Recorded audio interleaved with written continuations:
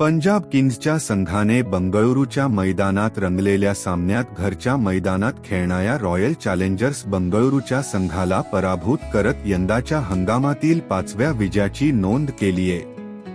दुसऱ्या बाजूला आरसीबीच्या संघावर घरच्या मैदानात 3ऱ्या पराभवाची नामुष्की ओढावली। पहिल्यांदा फलंदाजी करताना टीम डेव्हिडच्या अर्धशतकाच्या जोरावर रॉयल चॅलेंजर्स बंगळुरूच्या संघाने निर्धारित 14 षटकांच्या सामन्यात 9 बाद 95 धावा केल्या होत्या। या धावासंख्येचा पाठलाग करताना पंजाब किंग्सच्या संघानेही 5 विकेट्स गमावल्या। अखेरच्या षटकात सामन्यात ट्विस्ट येतोय असे चित्रही निर्माण झाले होते, पण नेहल वढेरानं आपल्या भात्यातील फटकेबाजीचा नजराणा पेश करत ट्विस्ट दूर करून संघाच्या विजयाचा मार्ग मोकळा केला।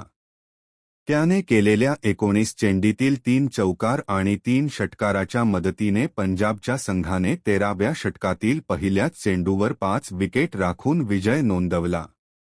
आयपीएलच्या यंदाच्या हंगामात आरसीबीच्या संघाने घरच्या मैदानात 3रा सामना गमावला आहे। आरसीबी एकमेव अशी टीम आहे ज्यांना यंदाच्या हंगामात घरच्या मैदानात एकही विजय मिळवता आलेला नाही। या पराभवास एका मैदानात सर्वाधिक 46 सामने गमावण्याचा लाजिरवाणा विक्रमही त्यांच्या नावे झाला। यंदाच्या हंगामात गुजरात टायटन्स, दिल्ली कॅपिटल्स यांनीही बंगळुरूच्या मैदानात धावांचा पाठलाग करताना आरसीबीला पराभूत केले होते।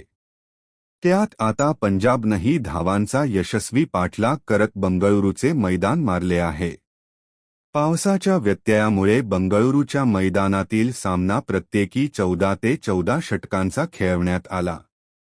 पहिल्यांदा फलंदाजी करताना आरसीबीकडून फक्त दोघांनी दुहेरी आकडा गाठला।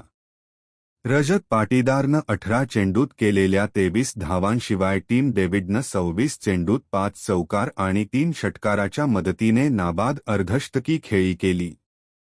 त्याच्या या खेळीच्या जोरावरच आरसीबीच्या संघाने निर्धारित 14 षटकांच्या सामन्यात 9 बाद 95 धावा केल्या होत्या। पंजाबकडून गोलंदाजीला आलेल्या प्रत्येकाने विकेट घेतलीय। अर्शदीपनं पहिल्या 2 षटकात 2 विकेट्स घेत आरसीबीच्या फलंदाजीला सुरुंग लावला। याशिवाय मार्को यान्सेन, हरप्रीत ब्रार आणि चहल यांनीही प्रत्येकी 2 ते 2 विकेट्स आपल्या खात्यात जमा केल्या।